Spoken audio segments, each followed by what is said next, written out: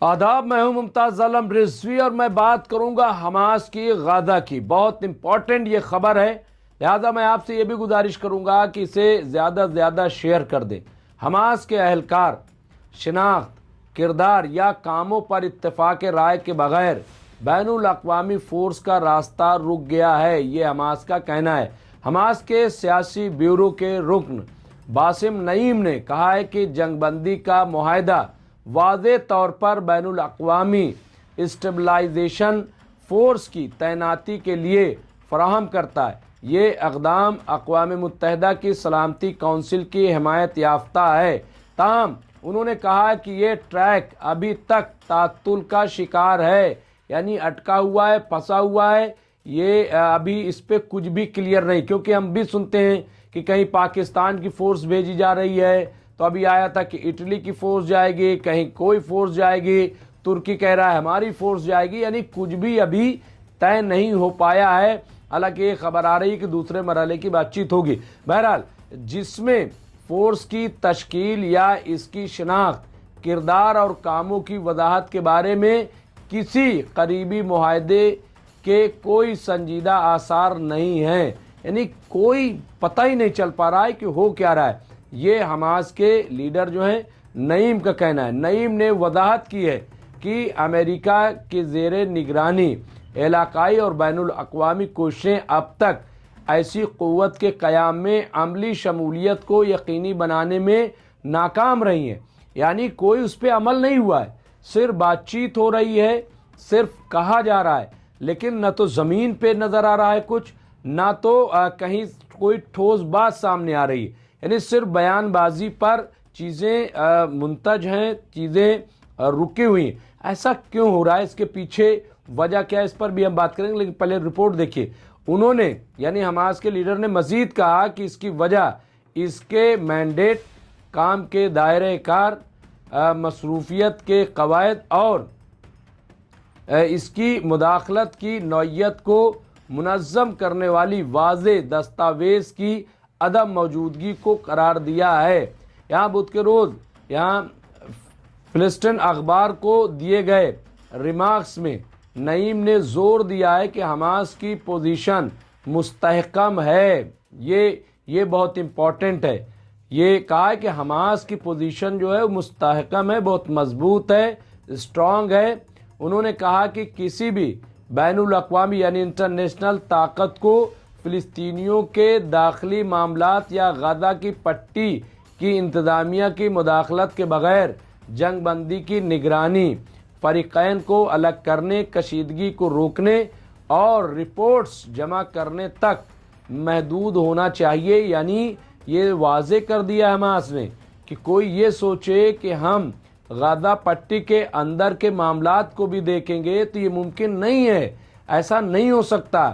آپ جو جنگ بندی کا معاہدہ ہوا ہے اس کو کیسے قائم رکھیں گے، اس کے لیے آپ بارڈر پہ تو اپنی سیکیورٹی تعینات کر سکتے ہیں، اس کو دیکھ سکتے ہیں، نگرانی رکھ سکتے ہیں، لیکن یہ کہ آپ اندر کے معاملات دیکھیں گے ایسا نہیں ہے۔ اس کے لیے حماس بہت مستحکم ہے، حماس بہت مضبوط ہے۔ اسی تناظر میں نعیم نے، جو حماس کے لیڈر ہیں، نعیم نے کہا کہ اسرائیل پر الزام عائد کیا کہ وہ جنگ بندی معاہدے کی دوسرے مرحلے کی طرف جانے میں رکاوٹ ڈالنے کی کوشش کر رہا ہے، اور یہ صحیح ہے۔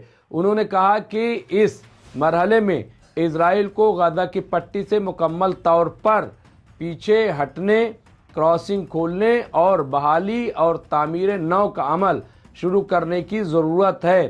تو یہاں پہ آپ دیکھیں بہت واضح طور پر کہا کہ اب جو دوسرا مرحلہ ہے اس میں کیا کیا چیزیں، کیونکہ جو پہلا مرحلہ تھا وہ تقریباً مکمل ہو گیا ہے۔ جو ادھر بندک تھے وہ واپس کیے گئے، جو ادھر قیدی تھے انہیں لایا گیا، لاشیں بھی واپس کر دی گئی، یعنی تمام چیزیں وہ کلیئر ہو گئیں۔ لہذا اب آگے بڑھنے کی ضرورت ہے، ایسا حماس کا کہنا ہے، اور اس میں اسرائیل رکاوٹ بن رہا ہے۔ اسرائیل آپ دیکھیے کہ جنگ بندی کے باوجود مسلسل جو ہے جنگ بندی کی خلاف ورزی کر رہا ہے، اور چپی یہ ہے کہ جو ثالث ہیں، جو میڈیٹر ہیں، کئی بار حماس نے کہا کہ کم از کم جو میڈیٹر ہیں، چاہے وہ ترکی ہو، چاہے وہ قطر ہو یا مصر ہو، अमेरिका को इनको बोलना चाहिए कि आखिर इजराइल ये जंग की खिलाफ वर्जी क्यों कर रहा है। अब यहाँ पे देखिए इजरायली मीडिया के हवाले से एक और खबर कि फ़िलिस्तीनी अथॉरिटी और यूरोपीय यूनियन की टीम के दरमियान रफा क्रॉसिंग चलाने का मुआहदा तय पा गया है और ये अच्छी खबर मानी जाएगी कि कम से कम एक चीज़ तय हुई है। रिपोर्ट के मुताबिक, ये अनादोलू की रिपोर्ट है, इजराइल के इब्रानी ज़बान के चैनल कान ने बुध की शाम को इत्तला दी है कि सालसी यानी मीडिएशन करने वाले ममालिक और अमेरिका ने फ़िलिस्तीनी अथॉरिटी पीए के लिए एक मुआहदा किया है जो यूरोपीय यूनियन की टीम के साथ मिलकर रफा क्रॉसिंग को दोबारा खोलने के बाद इसका इंतज़ाम करेगा। इसके अलावा चैनल के मुताबिक मुत्तफ़िका इंतज़ामात में कहा गया है कि माजिद फराद की क़यादत में फ़िलिस्तीनी जनरल इंटेलिजेंस सर्विस यूरोपीय एहलकारों के साथ मिलकर इस काम को अंजाम देगी। यूरोपियों से तवक्को की जाती है कि वो अपनी शनाख्त छिपाने के लिए सरकारी यूनिफॉर्म या सिविलियन लिबास पहने। यहाँ पे आप देखिए पूरी जंग के दौरान इजरायली सियासी क़यादत ने इसरार किया है और ये इसरार जारी रखे हुए है कि फ़िलिस्तीनी अथॉरिटी गाज़ा की पट्टी में जंग के बाद के दिन का हिस्सा नहीं बनेगी। तो यहाँ पे आप देखिए दोनों फरीकों ने इस बात पर भी इत्तेफाक किया है कि क्रॉसिंग तभी दोबारा खुलेगी जब इसे दोनों सिमतों में चलाना मुमकिन होगा। इसे बतदरीज सिर्फ एक सिमत में नहीं खोला जाएगा। गाज़ा से मिस्र तक जैसा कि इजराइल ने मुतालबा किया है। तो ये तमाम चीज़ें आप देखिए ये रखा गया है और मैं समझता हूँ कि इस पे अमली जामा इस चीज़ को पहना दिया जाएगा। तो ये बहुत इम्पॉर्टेंट डेवलपमेंट है, बहुत बड़ी डेवलपमेंट है और हमास ने जो बात कही है वो भी बहुत इम्पॉर्टेंट है, उस पर गौर करना चाहिए और इजराइल को चाहिए कि वो अपनी मुदाखलत बंद करे। दूसरे मरहले की अभी इजराइल से खबर आई है कि दूसरे मरहले की बातचीत जनवरी में शुरू हो जाएगी, जनवरी के पहले हफ्ते में। यानी अगर ये कहा जाए तो आज अगर 26 तारीख़ है, 26 दिसंबर है, तो यानी एक हफ्ते के बाद ये कार्रवाई शुरू हो जाएगी, दूसरे मरहले की बातचीत शुरू हो जाएगी। कुल मिलाकर के ये कहा जाए तो ये हमास की अपने आप में एक बहुत बड़ी कामयाबी है और हमास ने बहुत वाज़ेह तौर पर, आपको पता है कि कल ही जो है वो जो तुर्की के लीडरान हैं उनकी हमास के लीडरान के साथ बातचीत हुई थी, मीटिंग हुई थी।